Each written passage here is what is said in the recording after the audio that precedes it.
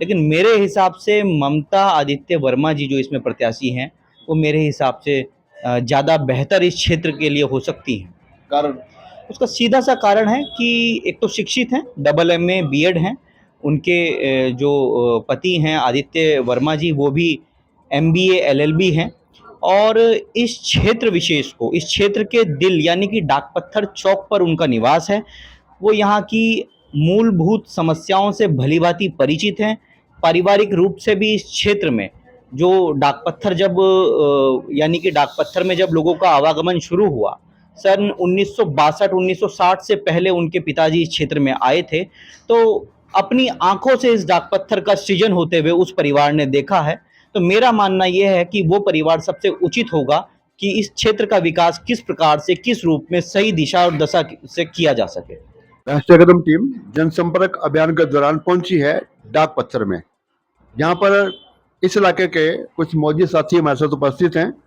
लेते हैं जानकारी कि इस चुनाव में ममता वर्मा, चित्रा गोयल, मीना नेगी, रजनी और प्रत्याशी खड़े हैं। आप इस चुनाव में किसका माहौल, किसका समर्थन देखते हैं? आपका शुभ नाम भाई? मेरा नाम एडवोकेट हर्षुल शर्मा है।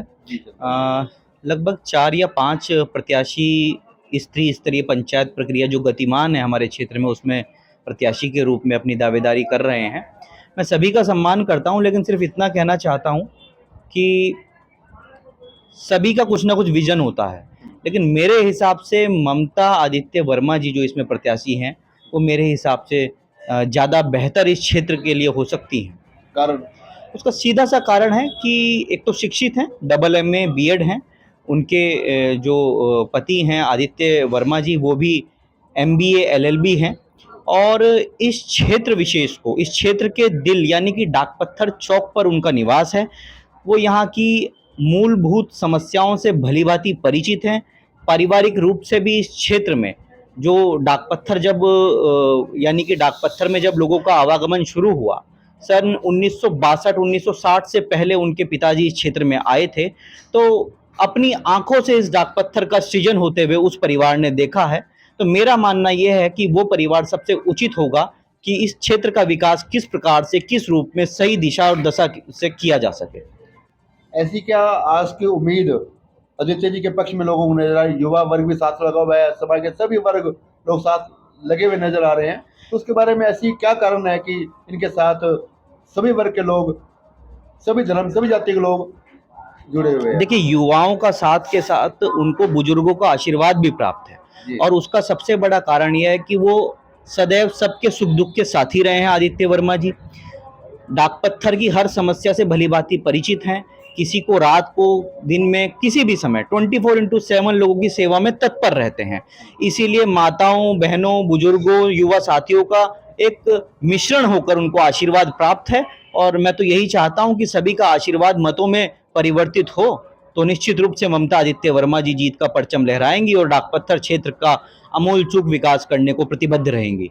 ये सब आप लगातार जनता के बीच में हो, जनसंपर्क भी जारी है, जनता का रुझान क्या कहता है सर? निश्चित रूप से जनता का आशीर्वाद और जनता का प्यार इसने बहुत अच्छे रूप में ममता आदित्य वर्मा जी को मिल रहा है और बढ़ चढ़ कर लोग उसमें हिस्सेदारी कर रहे हैं, अपनी इस त्रिस्तरीय पंचायत चुनाव की हवन में अपनी आहुति दे रहे हैं और निश्चित रूप से मुझे पूरी पूरी उम्मीद है कि जो रिजल्ट आएगा वो डाकपत्थर के विकास के लिए ममता आदित्य वर्मा जी के पक्ष में आएगा।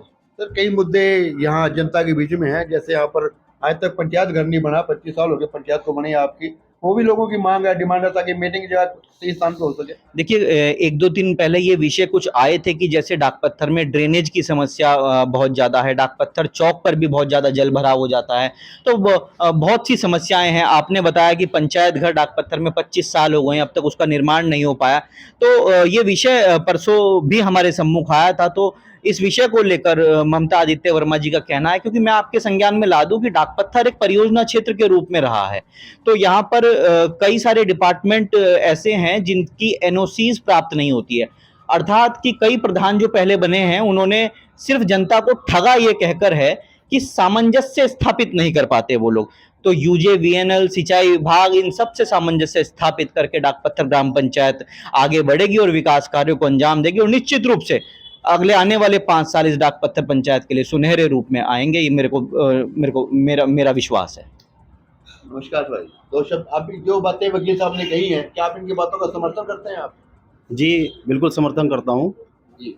हम एक युवा हैं और युवा को ही आगे लाने की पहल ये की जा रही है। इसमें आदित्य वर्मा और उनकी जो धर्मपत्नी है ममता वर्मा के साथ हम कंधे से कंधा मिलाकर खड़े हैं। यहाँ की जो मूलभूत समस्याएं हैं वो हर्षु शर्मा जी ने बता दी है।